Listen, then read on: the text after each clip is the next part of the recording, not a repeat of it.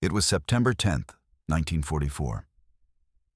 At a small Luftwaffe outpost near Reims, France, the morning air smelled of oil and damp grass. A handful of officers stood beside their grounded Messerschmitt Bf 109s, smoking in silence. Their fuel reserves were down to the last barrels. Across the field, one of them laughed, a brittle sound in the wind. "The Americans burn more fuel in a day than we see in a month," he said, exhaling toward the gray horizon. But before the words could fade, the horizon itself began to tremble. The first engines came like distant thunder, hundreds, then thousands. A low, continuous roar that seemed to rise from the earth and sky alike. Men craned their necks upward as the clouds opened into a vast procession of silver wings. Bombers, transports, and fighters stretching from one edge of heaven to the other. 10,000 Allied aircraft were in the air that day. The laughter stopped. Because what the Luftwaffe had mocked was now the sound of its own eclipse. Engines without end. In 1943, the war in Europe had become a contest of endurance. Germany still held much of the continent. The Wehrmacht ruled the highways. The Luftwaffe remained a name that inspired fear. But across the Atlantic, another empire was awakening. One not built on conquest, but on capacity. While the German war machine thrived on precision and economy, the United States built for abundance. Steel, aluminum, and crude oil flowed like rivers through its factories. By mid-1943, American refineries were producing over 60% of the world's aviation fuel, most of it the new 100-octane gasoline that allowed engines to run hotter, faster, and higher. The Allies were beginning to discover that the real battlefield was not in the skies over Europe, but in the endless convoys and pipelines that made those skies possible. To the Luftwaffe, this obsession with fuel seemed absurd. German engineers prided themselves on efficiency, the sleek lines of the Messerschmitt, the precision of UMO 211 engines, the elegant minimalism of their maintenance crews.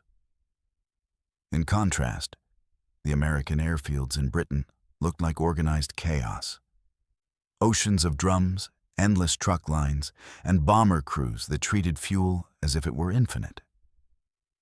German intelligence reports mocked this extravagance.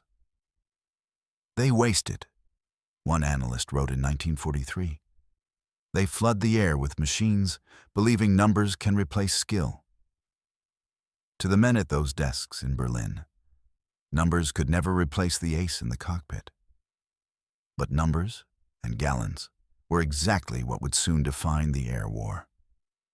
Every B-17 Flying Fortress burned 1,600 gallons of fuel on a single mission. A P-47 Thunderbolt, that blunt-nosed brute of a fighter, could consume 200 gallons an hour at full power. To keep just one bomber group airborne for a day demanded more gasoline than a German division might receive in a week. By German logic, such consumption was madness. By American logic, it was math, and the math was winning. Behind every flight from England to the Ruhr stood a logistics miracle. Oil tankers steamed across the Atlantic, escorted by destroyers. At ports like Liverpool and Bristol, fuel was pumped into vast storage farms, then hauled by road and rail to forward airfields. The U.S. Army Corps of Engineers built entire refueling depots overnight, linking them with thousands of miles of hose and pipe, while Luftwaffe pilots measured sorties by the liter. The Allies measured theirs by the ton. Fuel became both lifeblood and language.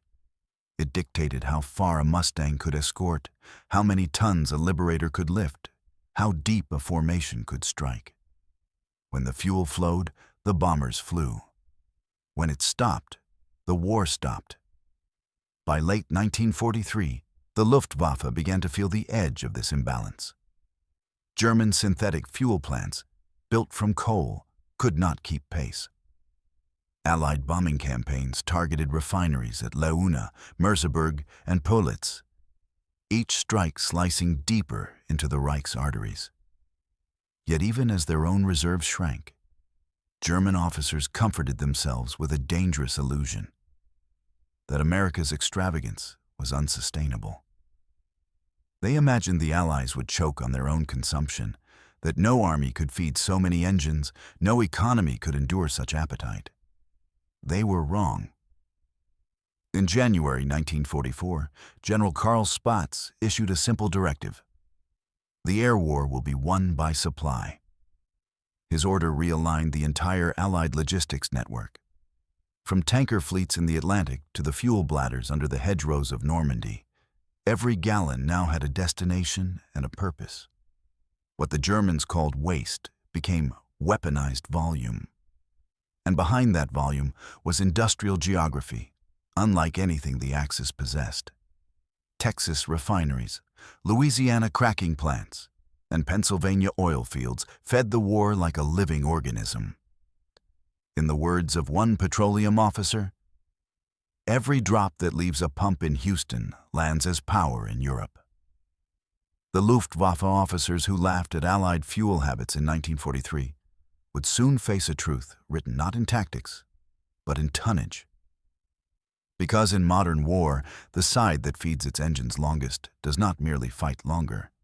It decides when the fight ends. Rivers of fire. By early 1944, the Western Allies were preparing for the greatest invasion in history. But before a single soldier could cross the English Channel, before a single bomber could darken the skies over Normandy, one question hung over every headquarters: how do you feed an army of engines? Operation Bolero had begun 2 years earlier, in mid-1942, as a quiet plan to move American power across the Atlantic. It wasn't glamorous. It wasn't a battle. It was a calculation, one that would turn the English countryside into the largest gas station on Earth. Hundreds of airfields sprouted across southern England, each one demanding rivers of fuel. The U.S. Army Quartermaster Corps requisitioned entire fleets of tankers, trains, and lorries. At Avonmouth, Swansea, and Falmouth, giant fuel depots were built behind barbed wire and camouflage netting. From there, fuel moved inland through an intricate system of pipelines feeding bases like Bassingbourn, Debden, and Mildenhall. Each gallon of high-octane aviation gas followed a path measured in risk. Tankers faced U-boat gauntlets in the North Atlantic. Rail convoys endured nightly Luftwaffe raids. Even in Britain, storage tanks were bombed in the so-called oil blitz of 1944. But for every depot lost, 2 more rose in its place. By the spring of that year, Allied supply officers could claim something extraordinary. They could fly every day, indefinitely. The result wasn't just preparation, it was a new kind of warfare. The United States had effectively mechanized distance. Yet crossing the Channel posed a new problem. Once ashore, the invasion armies would need constant refueling. The Normandy beaches had no ports, no pipelines, and no refineries. Every drop had to come from England, over water, into France. The answer became one of the boldest engineering feats of the war: Pluto, the pipeline under the ocean. The concept sounded impossible. Lay hundreds of miles of flexible pipe across the seabed, pump fuel through it from Britain to France, and keep pace with an advancing front. Engineers from Iraq Petroleum Company and British Cable and Wireless designed steel-wound hoses, each segment spooled like telephone cable. By August 1944, Pluto was delivering thousands of gallons a day directly to Cherbourg and later to Boulogne. It was invisible to the enemy, and unstoppable once it began to flow. Meanwhile, above ground, the Allies created their own highways of fuel. The Red Ball Express, an unbroken line of trucks driven mostly by African-American soldiers, thundered from Normandy to the front lines day and night. Between August and November 1944, those drivers hauled more than 400,000 tons of gasoline, ammunition, and supplies across France. They drove with lights off, maps memorized, through mud and fire and exhaustion, because every minute a tank stood still meant a life lost somewhere ahead. Fuel had become faith, a belief that the engines must never go silent. While the Allies built rivers of gasoline, the Germans faced drought. Synthetic fuel plants at Leuna, Boulin, and Brooks were bombed repeatedly by the 8th Air Force. Each strike reduced output, each explosion tightened the noose. By mid-1944, Luftwaffe training flights were being cut, front-line squadrons restricted to short patrols, and panzer divisions told to conserve every liter. Even the vaunted Messerschmitt Me-262 jet suffered grounding delays, not for lack of technology, but for lack of fuel. In Berlin, Luftwaffe staff officers tried to rationalize the imbalance. They still believed American consumption would reach a breaking point, that production, shipping, and distribution would eventually collapse under its own weight. But it never did. The Allies had fused their industrial base directly to the battlefield, and their machines now drank without pause. By the time June 6, 1944, D-Day arrived, the equation was no longer theoretical. Nearly 5,000 aircraft supported the invasion that morning. Each had been refueled, rearmed, and relaunched in rhythm, a choreography of power unmatched in human history. Fuel had ceased to be a commodity. It had become strategy. When the first American Sherman tanks rolled off the beaches, a quarter of their weight was in gasoline. When the first paratroopers dropped from the sky, their planes were burning hundreds of gallons per hour, every ounce of it supplied by invisible men and invisible pipes. The Luftwaffe could still outfly some opponents, but it could not outlast an enemy whose supply lines were as deep as an ocean and as steady as industry itself. And soon, those lines would stretch all the way from London to the Rhine. The technological angle, fire-refined modern air power, is not built on courage alone.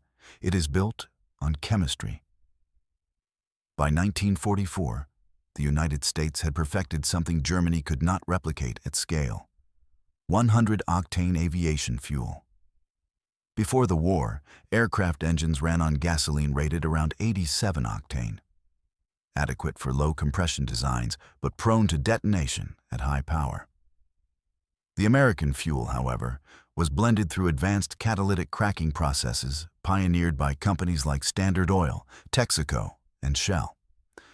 This high-octane fuel allowed supercharged engines to deliver enormous horsepower without self-destruction. A P-51 Mustang's Packard-built Merlin engine could run at over 60 inches of manifold pressure, producing speeds that turned escort missions from suicide runs into victory parades. Pilots described it simply: "The gas let us chase anything that moved." The Luftwaffe understood the significance. German aviation relied on synthetic fuels refined from coal, with octane ratings barely reaching 87. Their aircraft were efficient, yes, but the engines were fragile under sustained strain. Pilots learned to feather throttles during combat to conserve both fuel and mechanical life. Meanwhile, the Americans were building machines meant to be pushed beyond safe limits, and their fuel made that possible. Each drop was an equation of chemistry and logistics. 1 gallon of 100-octane aviation gas, 125,000 BTUs of stored victory. When multiplied across tens of thousands of aircraft, that chemistry became an industrial symphony. The roar of supercharged engines over the Channel, the deep drone of bombers that could reach Berlin and back without hesitation. And yet, technology was only half the miracle. The other half was human.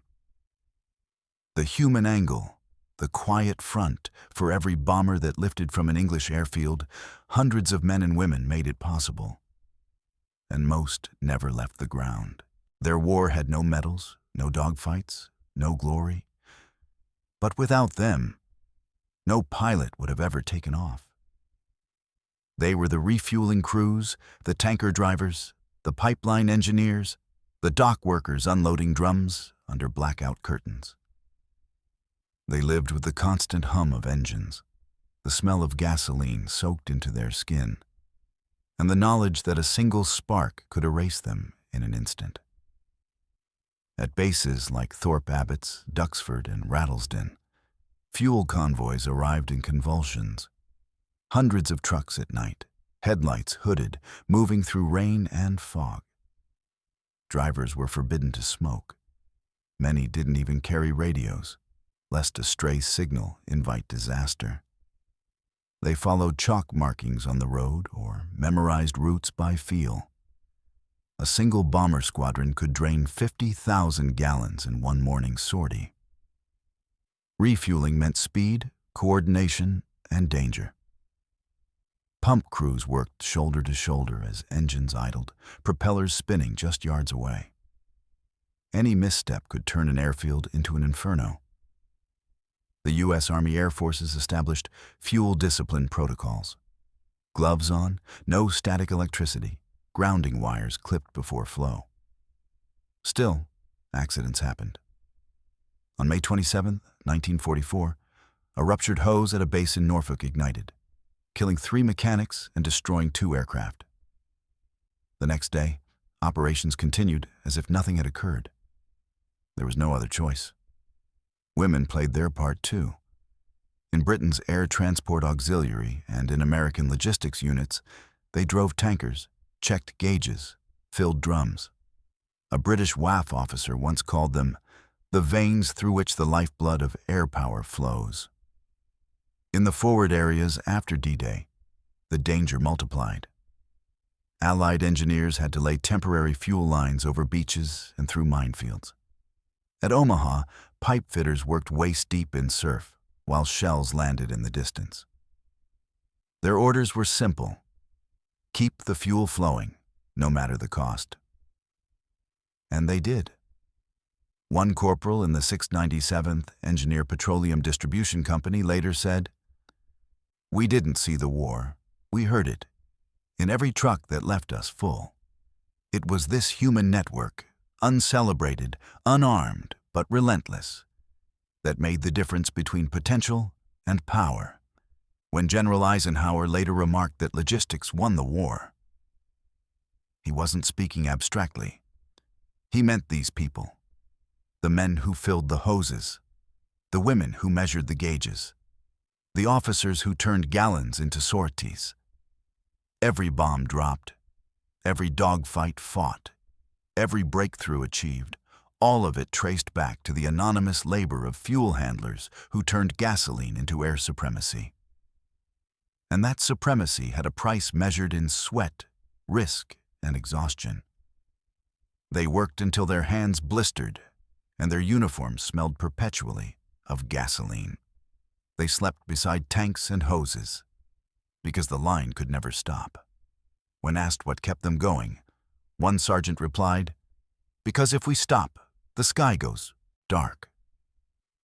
By the summer of 1944, the system had reached near perfection.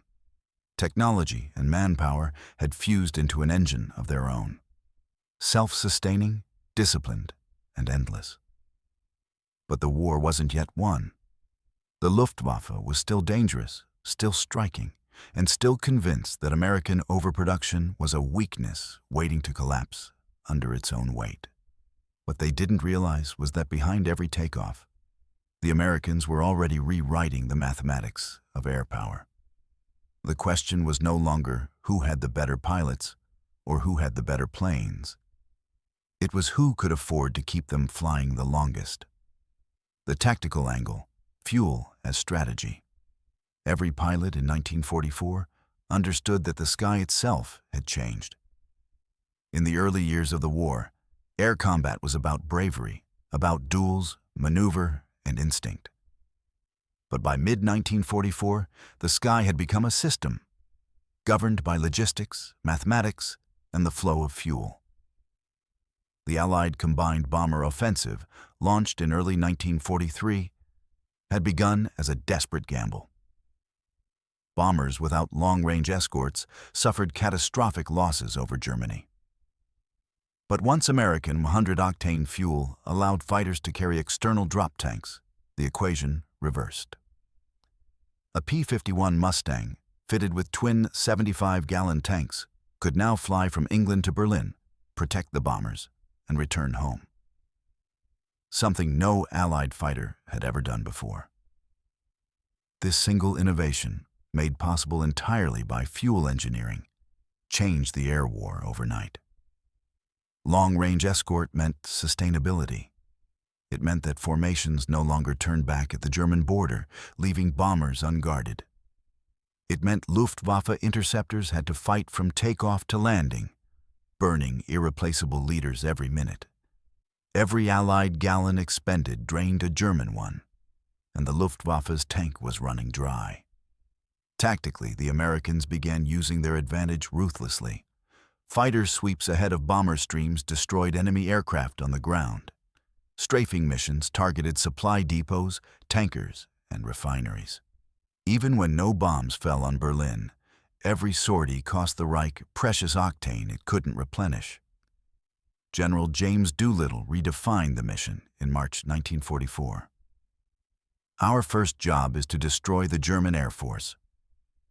And he did it not only through dogfights, but by starving the enemy's ability to fly. By summer, the Luftwaffe's operational radius had collapsed to the borders of Germany itself. Their great airfields stood silent, their hangars filled with aircraft that would never take off again.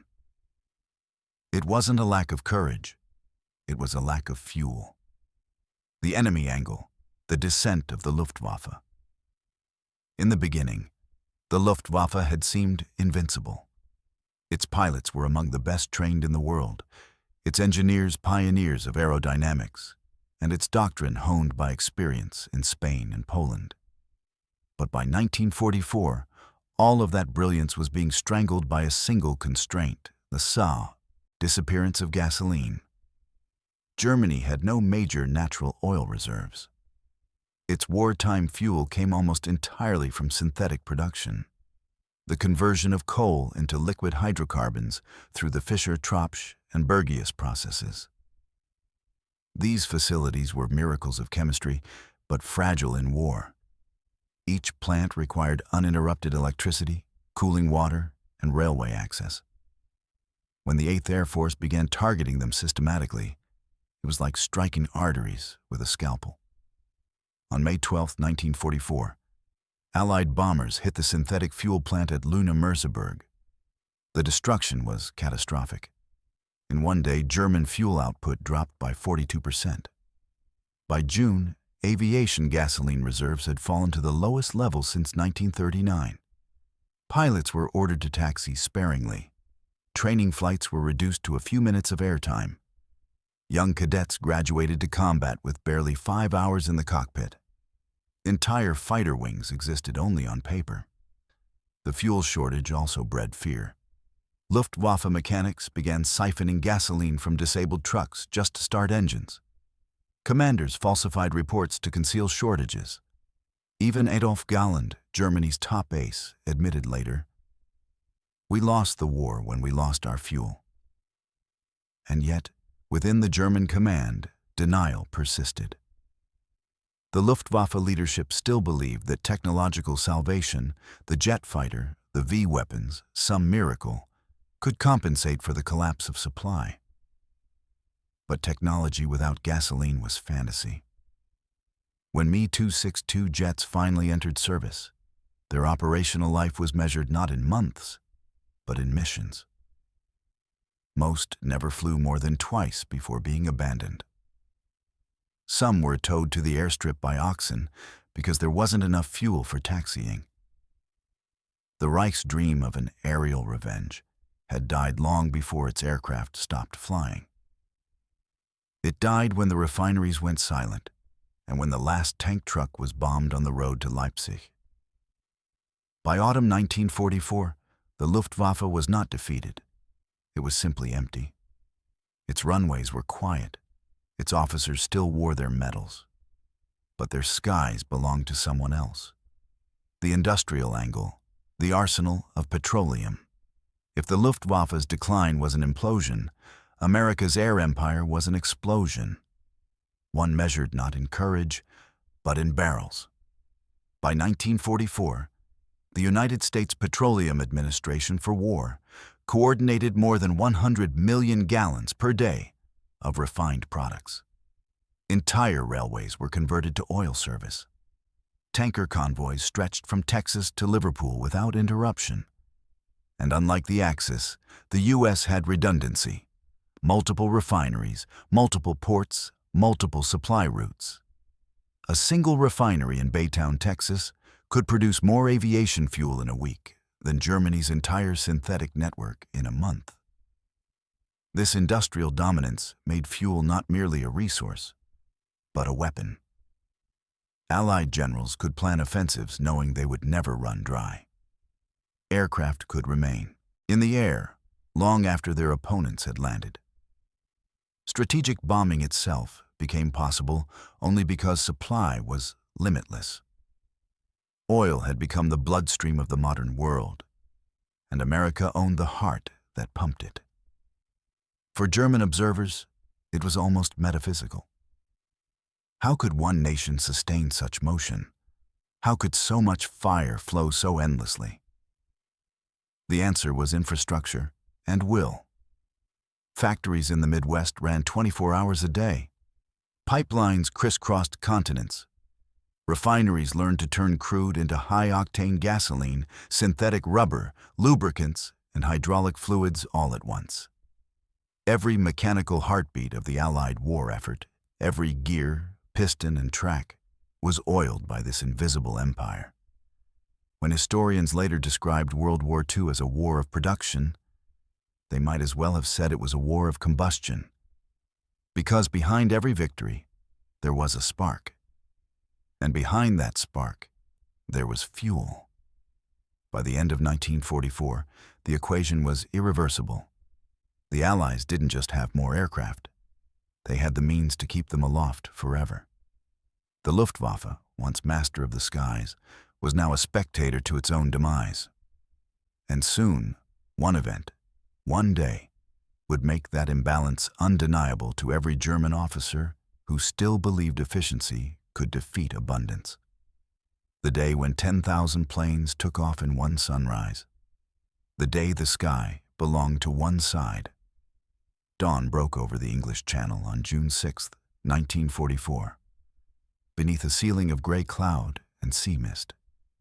The horizon was already alive, waves of bombers, transports, and fighters rising from 1,000 airfields across southern England. By 4:30 a.m., there were over 11,000 Allied aircraft in motion. Every one of them owed its flight to a system of oil, engines, and men that had taken 2 years to build. The world's largest invasion had begun, and the first victory was already invisible. Every plane had fuel. At bases like Bassingbourn, Debden, and RAF Tarrant Rushden, mechanics worked through the night under blackout curtains, filling tanks by flashlight. Tanker convoys had rolled without pause for days, their tires leaving black scars on England's roads. A single bomber group burned 150,000 gallons between dawn and dusk. The numbers were staggering, but the flow never faltered. For every drop burned over Normandy, another gallon was waiting on a ship, a train, or a pipeline. This was not just war. This was industrial choreography. In the early light, C-47 Dakotas droned southward in endless lines, carrying paratroopers of the 82nd and 101st Airborne Divisions. The pilots flew so close they could see each other's faces. Below them, the sea churned with landing craft. Above them, fighters circled, Spitfires, Thunderbolts, Mustangs, an umbrella of protection that no Luftwaffe pilot dared to pierce. The German radar stations along the coast were were overwhelmed. They reported phantom fleets, false echoes, and clouds of chaff that made the skies shimmer like silver rain. When the first German fighters scrambled, they met swarms of Allied aircraft that seemed to appear from every direction. For the first time in 5 years, the Luftwaffe did not own the dawn. The few who took off, flying FW-190s or Me-109s, were outnumbered 50-1. Their tanks were half full, their orders vague. Many never reached the beaches. Some landed again simply because they had no fuel for the return flight. One German squadron leader later recalled, "We saw them come, and we knew the war was lost. Not because of defeat, but because of scale. The sky itself belonged to them." The Allied air armada performed with a precision born of fuel discipline. Bomber groups bombed the coastal defenses at Caen and Cherbourg. Fighter bombers strafed road convoys and rail junctions. By noon, not a single German train had reached the beaches. The Luftwaffe had ceased to exist as an organized threat in northern France. And yet, few on the ground understood the scale of what was happening above. It wasn't just an invasion of soldiers. It was an invasion of machines sustained by oil. The invasion planners at Supreme Headquarters Allied Expeditionary Force, SHAF, had known that control of the air depended entirely on the movement of gasoline. Every C-47, every Spitfire, every B-26 Marauder in the sky was a triumph of fuel arithmetic. 1 million gallons burned to earn each mile of progress. When General Eisenhower reviewed the reports that evening, he didn't marvel at the bravery of the pilots. He marveled that the system had worked. "They all flew," he said simply. "All of them." In Germany, the shock was absolute. At Luftwaffe Command West, officers stared at radar screens overwhelmed by sheer volume. Fuel requests came in from field units, but none could be met. Tanker trucks stood empty. Rail lines had been bombed. Refineries smoldered in the Ruhr. Colonel Josef Kammhuber, once commander of Germany's night fighter defense, later admitted that June 6th marked the end of coherent air operations. The Luftwaffe still had planes. It still had pilots. But without gasoline, it no longer had an air force. In that single day, the Allies flew 14,000 sorties. The Germans flew fewer than 300. The imbalance was beyond mathematics. It was existential. The Allies had reached a state of continuous flight, a condition no air force in history had ever achieved. The Luftwaffe, once the terror of Europe, was reduced to watching the sky it once ruled. The thunder of engines over Normandy that day was more than sound. It was the audible proof that the age of industrial warfare had matured. Fuel was not merely powering airplanes. It was defining the limits of empires.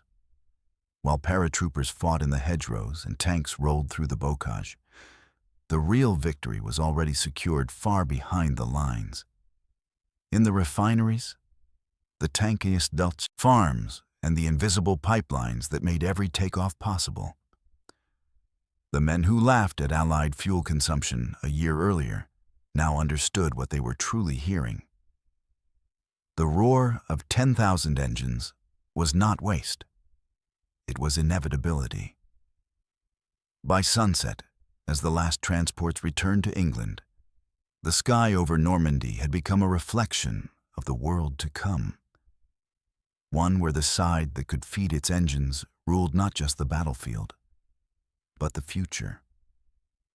And though D-Day was the beginning of liberation, it was also the moment when the Luftwaffe's fate was sealed. Its final defeat would not come from a single battle, but from a single truth. You cannot fight a war when your tanks are empty. 10,000 wings. By September 1944, the Allies had crossed France with astonishing speed. Armored columns burned gasoline faster than any supply officer could count. From Normandy to the Belgian border, the map of Europe seemed to unfold under the treads of tanks that drank a gallon every 2 miles. The great question returned again. Could the Allies keep moving faster than their fuel? At Supreme Headquarters, logistics officers worked night and day to prevent the advance from stalling. The Red Ball Express was running at full throttle, its convoys stretching 100 miles long, carrying over 800,000 gallons a day. Fuel drums were piled higher than men, their labels reading in red letters, 100 octane, aviation only. Each drum meant flight, each convoy meant air supremacy. Without that stream of fuel, even the most brilliant strategy would grind to a halt. Yet for the Allied command, the goal was not merely to advance, it was to leap. That leap came in September, under the code name Operation Market Garden. The plan was daring. Seize key bridges in the Netherlands using airborne troops, then rush armor across them into Germany. It was an operation built entirely on faith in air power, and therefore on faith in fuel. On September 17, 1944, the largest airborne armada in history assembled across England. From fields at Upottery, Cottesmore, and Chalgrove, waves of C-47 Dakotas, Sterling, and Albemarle transports waited for clearance. Engines coughed to life in perfect sequence, the smell of high-octane fuel filling the morning mist. At precisely 10 a.m., the order went out. Ground crews pulled the chocks, and the sky began to move. Observers on the ground described what they saw as an ocean in the air. 10,000 aircraft, transports, fighters, gliders, bombers, lifted in waves that never seemed to end. From horizon to horizon, the air shimmered with sunlight on metal. Farmers in England stopped their plows and simply stared upward. Even veterans of D-Day said they had never seen anything like it. For 5 straight hours, the sky above the Channel was filled with planes. Not dozens, not hundreds, but thousands upon thousands. The sound was not thunder. It was continuous, a living vibration that seemed to shake the world itself. And all of it, every wing and propeller, was powered by the very fuel the Luftwaffe had mocked as waste a year earlier. The Germans could only watch. By now, Luftwaffe command in Holland was nearly paralyzed. Their reconnaissance flights had been cut to a trickle. Even the elite JG-26 fighter wing had enough aviation gasoline for only 2 missions per day. As the American and British formations crossed the coast, scattered German fighters tried to intercept. But each engagement ended the same way. Brief, desperate bursts of gunfire, followed by retreat. The Luftwaffe was fighting ghosts, its fuel gauges sinking as fast as morale. One German lieutenant, Friedrich Kless, wrote in his diary that evening, "We watched the sky filled with Allied planes and felt as if the world had turned upside down. There was no air, only engines. We have no fuel to climb, no strength to fight. This is not a battle, it is drowning." The Allied armada delivered its paratroopers onto the Dutch fields. Despite fierce resistance on the ground, the operation displayed something far greater than tactical daring. It was the visible proof of Allied industrial reach. Every aircraft that took off that morning represented a web of supply stretching from refineries in Texas to depots in England to airfields on the continent. Every drop of fuel burned in those hours was a statement of industrial will. We will never run out. While Market Garden itself would falter on the ground, the air operation was flawless. Not one aircraft turned back for lack of fuel. Not one squadron failed to launch due to shortage. At that moment, Allied air logistics had reached something near divine. Total coordination. 10,000 aircraft in the sky at once. An event no nation had achieved before, and none would again for decades. For the Luftwaffe officers who had once sneered at American consumption, the lesson was written in the vapor trails. Fuel, they realized too late, was not a symbol of waste. It was a weapon of time. Every gallon allowed the Americans to rewrite the tempo of war. And in modern war, tempo was everything. From the ruins of German bases came captured reports filled with disbelief. At Oberkommando der Luftwaffe, analysts estimated that Allied forces were consuming between 10 and 15 million gallons per day. One general scrawled a single sentence across the margin. "We could fight for a month on what they burn in a morning." But it wasn't just numbers. It was what those numbers meant. Fuel equaled reach. Reach equaled presence. Presence equaled control. By the autumn of 1944, the Allies no longer fought for the sky, they owned it. The Luftwaffe's decline was no longer a story of bravery or loss. It was a story of silence. At Reims, at Frankfurt, at Cologne, the airfields that once rang with engines now echoed only with wind. The officers who had laughed at Allied waste stood beside their grounded aircraft, listening to the endless hum above. They were not hearing planes. They were hearing the sound of history passing them by. 10,000 wings was not just an operation. It was the visible proof that logistics had replaced heroism as the deciding factor of modern war. It was the day abundance became a weapon, and scarcity a sentence. By the time the last C-47 turned for home, the air war in Europe was already over in all but name. The Luftwaffe's defeat was sealed not by courage or cowardice, but by the simple, brutal arithmetic of fuel. Engines without gasoline. By the winter of 1944 and 45, the Third Reich still controlled hundreds of airfields, thousands of aircraft, and tens of thousands of trained personnel. Yet none of it mattered. The engines were there, the pilots were there, the courage was there, but the fuel was gone.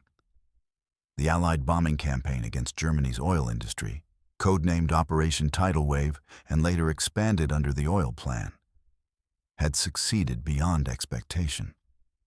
Refineries at Leuna, Merseburg, Lützgendorf, and Pölitz were struck repeatedly by the 8th Air Force and RAF Bomber Command. By September 1944, output had fallen by over 90%. What fuel remained was diverted to emergency priorities: U-boats, mobile reserves for Hitler's personal guard, and the last panzer offensives on the Western Front. The Luftwaffe received the scraps. Even elite squadrons like JG-54 Grünherz were reduced to a handful of operational aircraft. At Rechlin, Germany's central flight testing base, engineers kept records of their humiliation. One report noted, "The Me-262 is ready. The pilots are trained. There is no fuel for trials." The consequences rippled far beyond the air war. Without aviation fuel, the Luftwaffe could no longer protect its armies or supply lines. Without gasoline, the Wehrmacht's mechanized units could no longer maneuver. By late autumn, panzer divisions were using horse-drawn wagons to move artillery.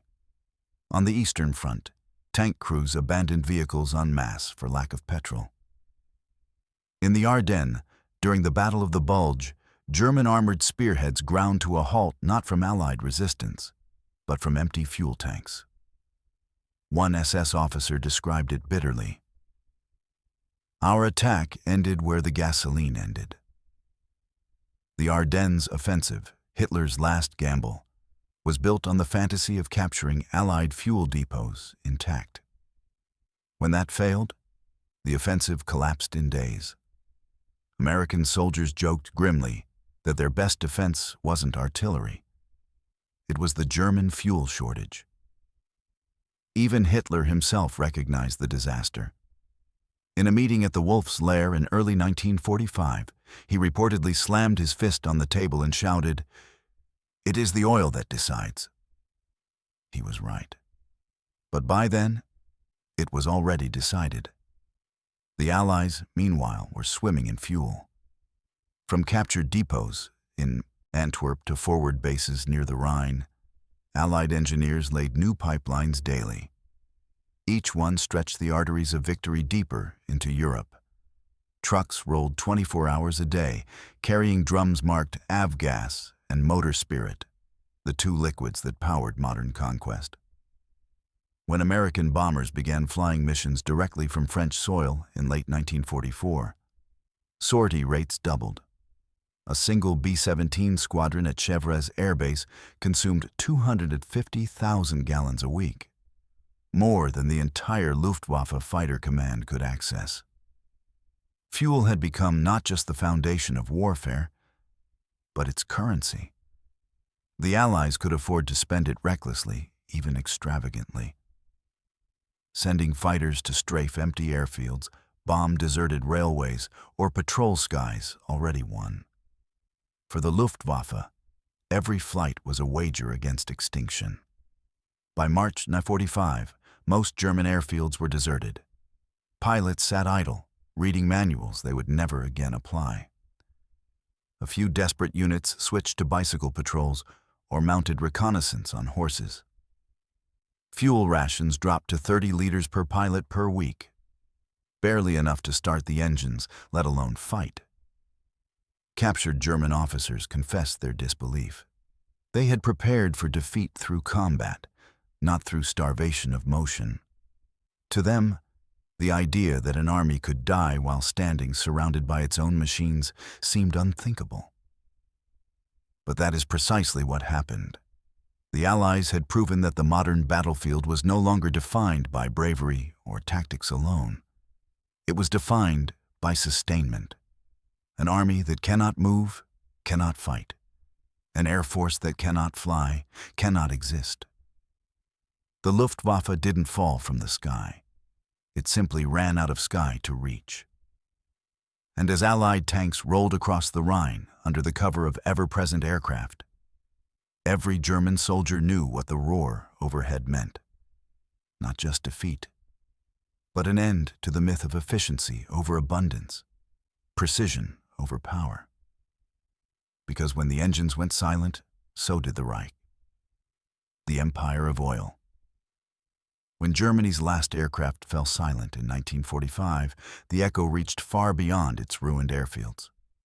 The war had proven something the generals had long ignored and the economists had quietly understood. Modern power flows from fuel. It was no longer a question of territory or even manpower. It was about who could keep the engines running longest. The lessons were immediate and profound. The United States emerged from the war not only victorious, but transformed into what strategists soon called the arsenal of oil. By 1945, America controlled 2/3 of the world's refined petroleum output. From Baytown, Texas, to Abadan, Iran, the Allied victory had drawn new maps, not of borders, but of pipelines, refineries, and supply routes. The military doctrine that followed was clear. Wars would no longer be won by generals in trenches, but by engineers with slide rules. Fuel logistics became a sacred science. Every post-war military planning document, from the U.S. Air Force's Strategic Bombing Survey to Britain's Joint Technical Committee reports, concluded the same. Control of fuel production is control of mobility. Control of mobility is control of war. The contrast was stark. Germany, stripped of its synthetic plants, had relied on ingenuity to survive. But ingenuity without supply was like a pilot without wings. The factories at Leuna and Brux had once symbolized scientific brilliance. Now they symbolized futility. Engineering genius starved by resource reality. The same pattern repeated across the Axis. Japan too collapsed when its oil imports were cut. Its navy, once vast, became motionless by late 1944. Its carriers used as stationary batteries because there was nothing left to pour into their tanks. In both East and West, the great war machines of the early 20th century were undone by the simplest absence imaginable: the lack of liquid energy. Meanwhile, the Allies institutionalized abundance. American engineers who had designed pipelines and refineries during the war were absorbed into the newly created U.S. Air Force Petroleum Office and Office of Strategic Services Energy Divisions, laying the foundation for post-war global fuel strategy. Oil became not only a wartime asset, but a peacetime guarantee. The Middle East, once peripheral, now became the beating heart of Western power.